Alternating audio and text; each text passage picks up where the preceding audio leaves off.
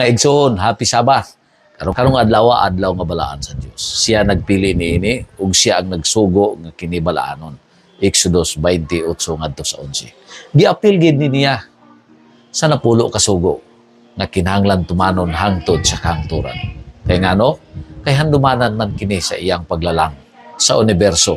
Ug kini nagapahinumdom nga siya ang tag-iya sa tanang butang lakip ang atong tagsa-tagsa ka kinabuhi. Ang tinuod, mao gyud ni ang hinungdan nga suko si Satanas sa nagabantay sa napulo ka sugo. Sumala sa pinadayag 12, 9 ug 17. Kay ngano? Kay naamang gud dinha sa napulo ka sugo ang sugo sa pagbantay nga balaan sa adlaw nga igpapaulay. Nga mao ang timaan sa Dios sa iyang katawan. Ezekiel 20, 12 ug 20. Gusto niya nga dili kini bantayan sa mga tao aron malimot sila nga ang Dios mao ang maglalalang ug tag-iya sa tanang mga butang lakip ang ilang tagsa-tagsa ka mga kinabuhi. Gabi niyo igsoon nganong di niya gusto nga magbalaan kita ni ining adlaw? Kay gusto man niya nga himuon ka nga iyang sakop.